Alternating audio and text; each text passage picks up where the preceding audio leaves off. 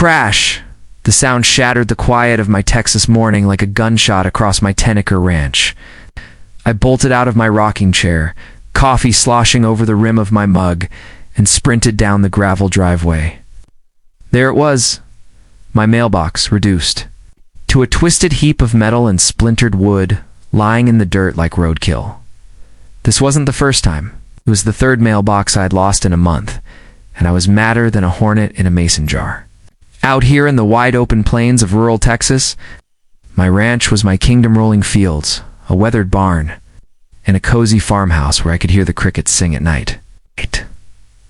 But someone or something was waging war on my mailbox, and I was determined to find out who. I'd moved to this slice of paradise 2 years ago, trading the concrete jungle of Dallas for starry skies and the smell of fresh hay. My ranch was my pride and joy, a century-old farmhouse I'd restored myself, corral for my 2 horses, Daisy and Buck, and acres of land where I could breathe free. The only downside? The HOA. Yeah, you heard that right on. HOA in the middle of nowhere. Our little community of 20 homes, scattered across miles of dusty roads, was ruled by a homeowners association with a rule book thicker than a Bible. They had regulations for everything. How short your grass could be, what shade of beige your fence had to be, and apparently what your mailbox should look like. Mine, a sturdy no-nonsense metal box on a wooden post. Nothing fancy, but it did the job. Or it did, until it started getting obliterated. The first time it happened, I chalked it up to an accident. Maybe a teenager joyriding in their daddies? Pickup clipped it in the dark. I replaced it, no big deal. Second time I got suspicious. Damage was too precise, smashed flat, like something had rammed it head-on. My neighbor, Old Man Jenkins, who spent his days whittling on his porch, swore he saw a golf cart cruising by my place the night before the second hit. A golf cart? Out here? It could only mean one thing. The HOA cops. But these weren't real cops, mind you. They were a posse of self-important volunteers, led by the most insufferable busybody in the county, Karen. She was the HOA president, a woman who wore her authority like a crown and treated her clipboard like a gavel. Her sidekick, Bob, was a retired accountant with a beer gut and a chip on his shoulder, always itching to slap fines on anyone who dared defy the sacred HOA bylaws. They patrolled our dirt roads in a souped-up golf cart, complete with a cheap siren and flashing lights like they were starring in their own low-budget cop show. And lately, they'd made my ranch their favorite target. It started with letters. Polite at first, then snippy. "Dear Mr. Thompson," they'd write, "your mailbox fails to comply with Section 4.2 of the HOA Aesthetic Guidelines. Please replace it with an approved design by the end of the month." Approved design? My mailbox was functional, not a piece of modern art. I ignored the letters, tossing them into the fire pit with a laugh. Big mistake. The HOA didn't take kindly to being ignored, and now my mailbox was paying the price. I crouched by the wreckage of my latest mailbox, running my fingers over the dented metal. Something caught my eye. Tire tracks in the dust, narrow and unmistakable. Golf cart tracks. My jaw clenched. This wasn't an accident, it was personal. Karen and Bob were sending a message, and they thought they could bully me into submission. They didn't know who they were dealing with. I'm a rancher, born and bred. I'd fixed fences in 100-degree heat, wrangled spooked horses, and stared down a rattlesnake without flinching. If the HOA wanted a fight, they'd get one. I decided to play detective. That night I rigged up a trail camera, tucking it into a prickly cactus near the mailbox. If those golf cart goons came back, I'd have proof. For days I checked the footage, growing more restless with every empty frame. Then, on the 5th night, I hit the jackpot. The grainy video showed Bob's golf cart swerving onto my property at 2 a.m., Karen's silhouette in the passenger seat, her laugh cutting through the quiet as Bob gunned it straight into my mailbox. The impact sent it flying, and they sped off, high-fiving, like a couple of teenagers pulling a prank. I watched the footage again, my hands shaking with a mix of fury and triumph. Gotcha, but I wasn't going to the sheriff just yet. Out here, we settle things our way. I wasn't just going to fix my mailbox. I was going to make the HOA regret ever rolling onto my land. My mind was already spinning with ideas, and I knew exactly who to call. Jake, my old high school buddy, was a welder with a knack for building things that could survive the apocalypse. "Jake," I said when he picked up, "I need a mailbox that'll stop a tank." He laughed. "You got it, man? Let's make those HOA clowns cry." As I hung up, I looked out at the horizon, the sun dipping low over my fields. This wasn't just about a mailbox anymore. It was about standing my ground, protecting what was mine. Karen and Bob had picked the wrong rancher to mess with, and they were about to learn that lesson the hard way. I wasn't just going to replace my mailbox, I was going to build a trap they'd never see coming. Karen was the queen bee of our HOA, K-tyrant in khaki capris, who ruled our 20-home community like it was her personal fiefdom. It wasn't just the president, she was a one-woman surveillance state, her eagle eyes scanning for any violation. Of the HOA's sacred bylaws, her clipboard was her weapon, always tucked under her arm. It's filled with notes on who had an unapproved bird feeder or a mailbox that didn't match the community vision. Karen's smile was as fake as her highlights, and her voice dripped with condescension, like she was doing you a favor by pointing out your flaws. She thrived on control, and my ranch was her favorite battleground, her right-hand man.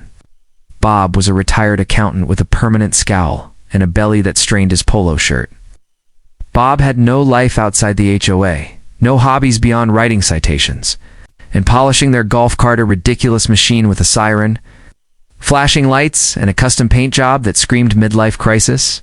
Together, they were the HOA cops, patrolling our dusty roads like they were starring in a cop drama.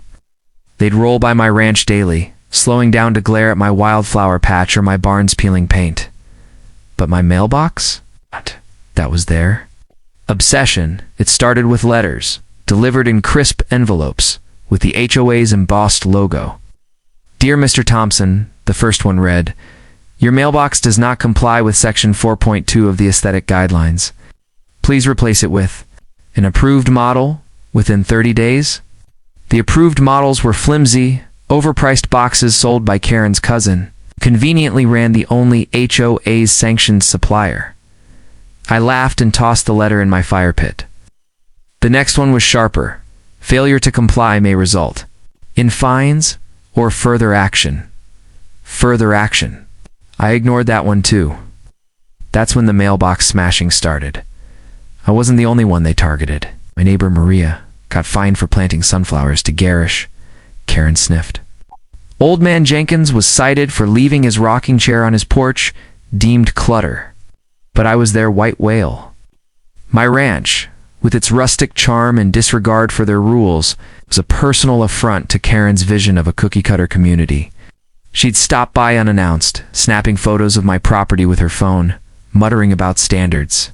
Bob would trail behind, scribbling notes, his beady eyes darting like he was auditing my soul.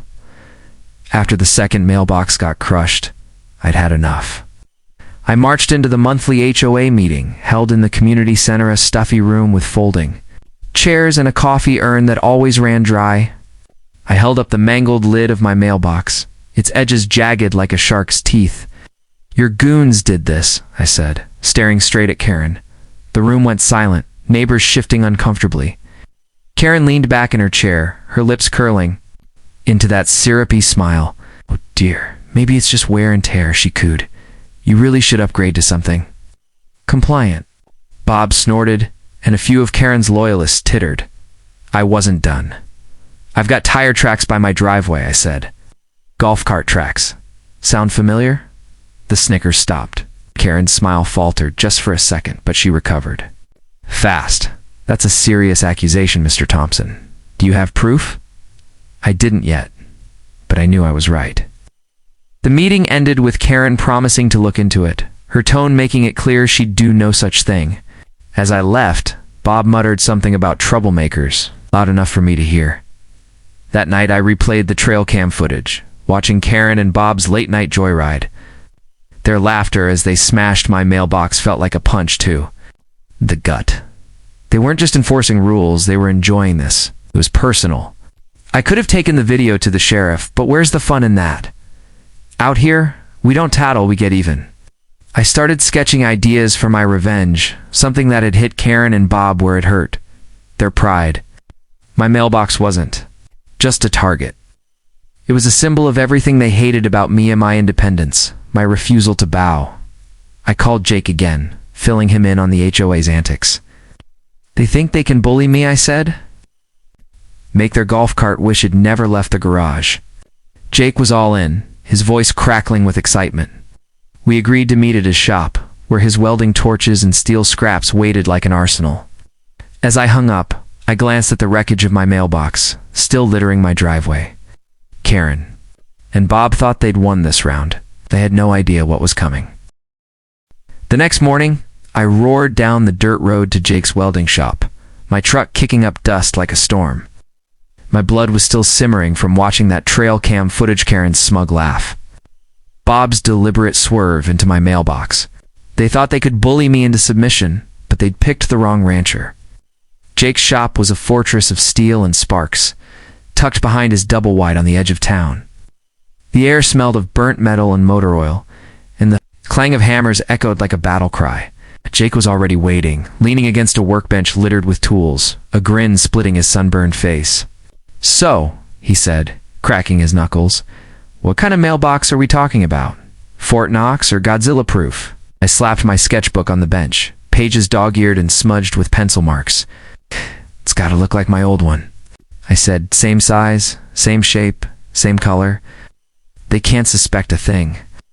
But it needs to be indestructible, something that'll wreck their golf cart and leave them crying." Jake's eyes lit up like a kid on Christmas. He loved a challenge. And this was personal for him, too. Karen had once fined him $200 for parking his welding trailer improperly on his own property. "We're gonna make him eat that siren of theirs," he said, pulling on his welding gloves. We started brainstorming, our ideas growing. Wilder with every beer we cracked. My old mailbox was a standard metal box, 20 inches long, bolted to a 4x4 wooden post. It was sturdy enough for hailstorms, but no match for Bob's golf cart. Our new one had to be a wolf in sheep's clothing. Decoy that'd lure them in and hit back harder. Jake suggested 1/4-inch steel plates, the kind used for heavy machinery. "That'll stop a runaway tractor," he said. I nodded, but I wanted more. "Let's fill the post with concrete," I said. "Sink it deep like a fence post for a bullpen." Jake sketched it out, calculating the weight. 3 feet in the ground, with rebar for grip. That thing ain't moving, but we weren't done. I wanted the mailbox to fight back, not just survive. That's when Jake got a gleam in his eye. "What if we add a spring-loaded hinge?" he said, grabbing a marker to doodle on a scrap of cardboard. "We mount the box on a hinge with heavy-duty springs. When they hit it, the box absorbs the impact, swings, and snaps back. Their golf cart takes the brunt, not the mailbox." I pictured Bob's smug face as his bumper crumpled, Karen's clipboard flying. "Genius," I said. "Let's do it." We got to work, the shop alive with the hiss of torches and the grind of metal. Jake cut the steel plates with a plasma. Cutter sparks, showering like a 4th of July show. I hauled bags of quickset concrete, mixing them in a rusty wheelbarrow until my arms burned. We welded the mailbox shell, reinforcing the seams to withstand a battering ram. The post was a beast, 6 feet of steel pipe, 3 feet buried, filled with concrete and threaded with rebar for extra grip. We tested the spring hinge with a sledgehammer, swinging it like we were splitting logs. The mailbox rocked back and sprang forward, steady as a punching bag. "That's gonna hurt," Jake said, wiping sweat from his brow. The trickiest part was the disguise. Karen and Bob couldn't suspect a trap. We sanded the steel to rough it up, then painted it with the same faded silver as my old mailbox, adding streaks of rust-colored primer for authenticity. I even dented it lightly with a ball-peen hammer to mimic years of wear. From the road, it looked like the same old non-compliant mailbox they loved to hate. "It's perfect," I said, stepping back to admire our work. "They'll never see it coming." Installing it was a covert operation. We waited until midnight, the ranch cloaked in darkness, the only light from a sliver of moon. Jake's truck crept down my road with the headlights off, the mailbox strapped in the bed like a soldier headed to war. We dug the hole with post hole, diggers our breath fogging in the chilly June air, careful not to disturb the neighbors. The concrete sloshed into the pipe, setting fast. We bolted the mailbox to the hinge, checked the springs, and I repositioned my trail cam in the cactus hideout, its lens trained on the scene. By 2 a.m., we were done, dusty and exhausted but buzzing with anticipation. Back at my farmhouse, we cracked a couple more beers on the porch, toasting to revenge. I couldn't stop grinning, picturing Karen's face when her precious golf cart hit our trap. But a flicker of doubt crept in. What if we'd built a masterpiece for nothing? Jake slapped my shoulder. They're bullies, man. Bullies always come back. He was right. Karen and Bob's ego wouldn't let them stop. They'd hit my mailbox again, thinking they were untouchable. As I lay in bed that night, staring up at the ceiling, I felt like a rancher guarding his herd from wolves. This wasn't just about property. It was about standing up to people who thought they could control everything. My ranch was my home, my pride, and I'd taken enough hits. Now, it was my turn to strike. For 3 days, I was on edge, jumping at every sound, half expecting to hear the screech of tires or the crunch of metal. My trail cam blinked silently from its cactus hideout, recording nothing but the occasional jackrabbit darting across my driveway.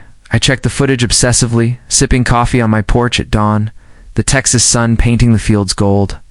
My new mailbox stood proud, its weathered paint blending perfectly with the old one's look. To Karen and Bob, it was just another target, another chance to flex their HOA muscle. They had no idea it was a steel beast waiting to bite back. On the third night, I couldn't sleep. I sat at my kitchen table, cleaning my old Winchester rifle, not because I needed it, but because it calmed my nerves. The clock ticked past midnight. Then 1 a.m. I was about to call it quits when my phone buzzed, a motion alert from the trail cam app. My heart kicked into overdrive. I opened the live feed, and there it was, the glow of headlights bouncing down my road, the whine of a golf cart engine cutting through the night. Karen's silhouette was unmistakable in the passenger seat, her arm waving like she was conducting a symphony of chaos. Bob hunched over the wheel, his face lit by the dashboard's eerie green glow. They were coming for my mailbox again. I ran to my porch, barefoot, the wooden boards creaking under my weight.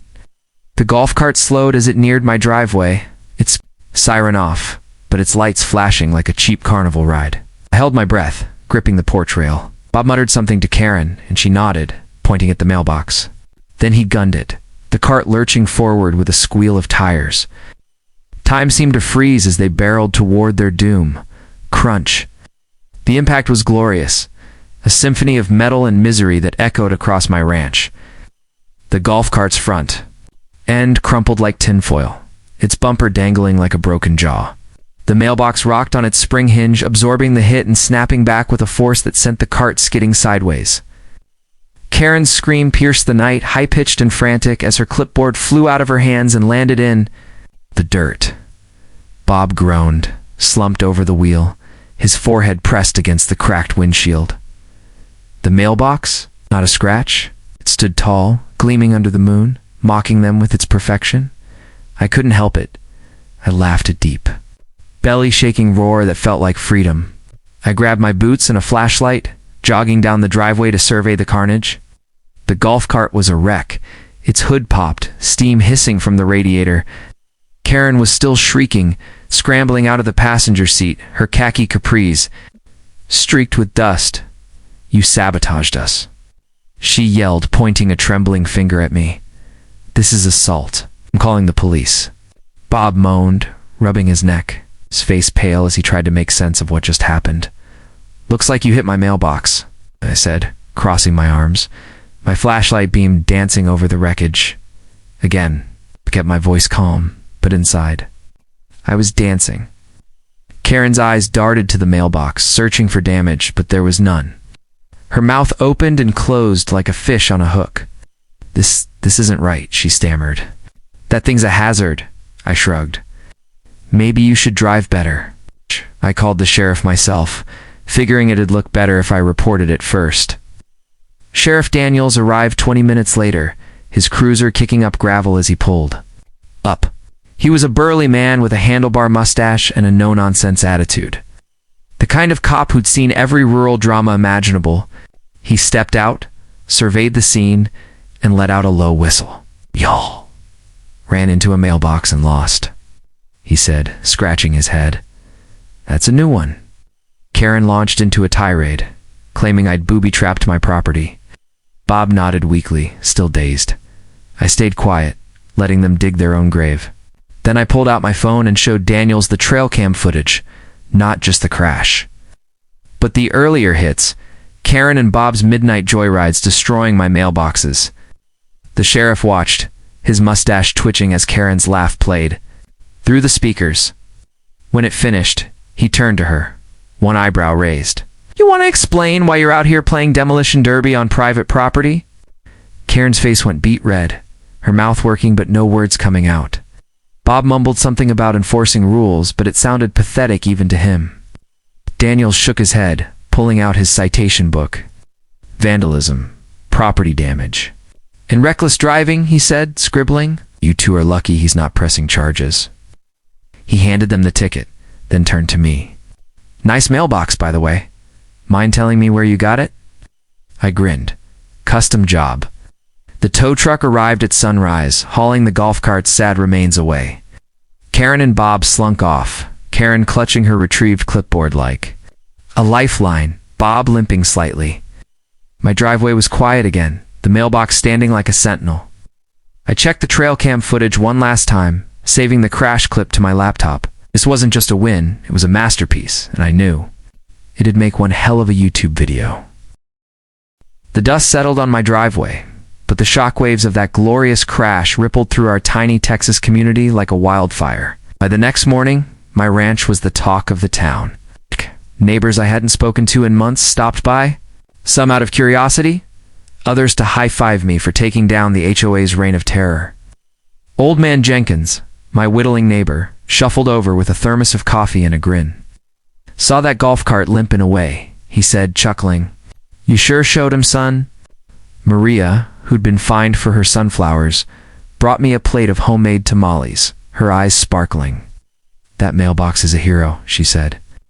I laughed, but inside I knew this was bigger than a single win. My mailbox had become a symbol, middle finger to every petty tyrant who thought they could bully us into submission. The HOA meeting the following week was like a scene from a movie. The community center, usually half empty, was packed, folding chairs creaking under the weight. Of neighbors eager for drama, Karen sat at the front, her clipboard nowhere in sight, her face pinched like she'd swallowed a lemon. Bob was absent. Rumor had it he'd quit the HOA and was hiding out at his fishing cabin, too embarrassed to show his face. I walked in with my head high, carrying a USB drive with the trail cam footage. I hadn't planned to show it, but I wanted Karen to know I could. The room buzzed as I took my seat, whispers of mailbox guy following me. The meeting started with the usual, droning about budget reports, but you could feel the tension. When it came time for new business, Maria stood up, her voice steady. I move to vote Karen out as president, she said. The room erupted in murmurs. Karen's head snapped up, her eyes darting like a cornered animal. On what grounds? She demanded. Maria didn't flinch, abusing power, vandalizing property, and making this community miserable. She glanced at me and I nodded. Another neighbor, Tom, a quiet guy who raised goats, stood up. I second it, and I nominate Dan Thompson for president. Me. I nearly choked on my coffee. The vote was swift and brutal. Karen was out 18-2, her only supporters being her cousin, the mailbox supplier, and a nervous retiree who'd always kissed up to her.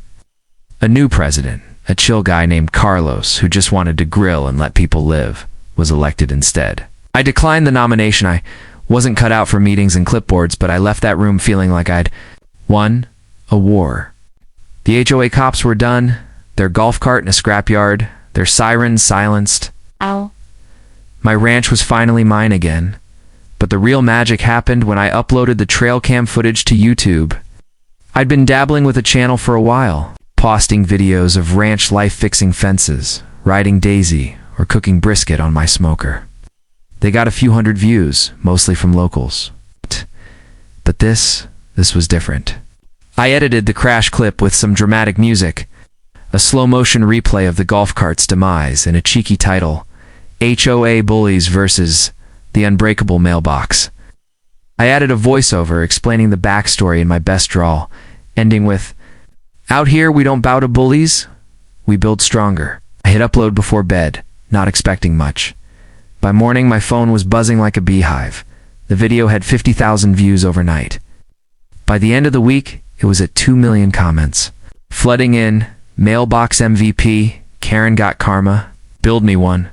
My inbox overflowed with messages from people across the country, sharing their own HOA horror stories, fines for kids' lemonade stands, citations for wrong paint colors. The video struck a nerve, turning my mailbox into a folk hero. I called Jake, who was as stunned as I was. "We're famous, man," he said, laughing. "What's next?" Next was a business. The comments begging for mailboxes gave us an idea. Jake and I set up shop, turning his welding garage into a mini factory. We called it Fortress Mailboxes, offering custom, indestructible designs for anyone fed up with vandals, HOAs, or rogue drivers. Orders poured in first from neighbors, then from strangers in places as far as Montana and Maine. We kept the original design, steel plates, concrete posts, spring hinges, disguised to look ordinary. Each one came with a sticker. Built rancher tough.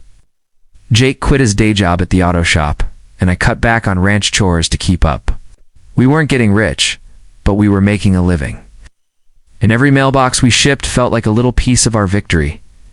My YouTube channel exploded too. I started posting more tutorials on building the mailboxes, stories of other HOA battles.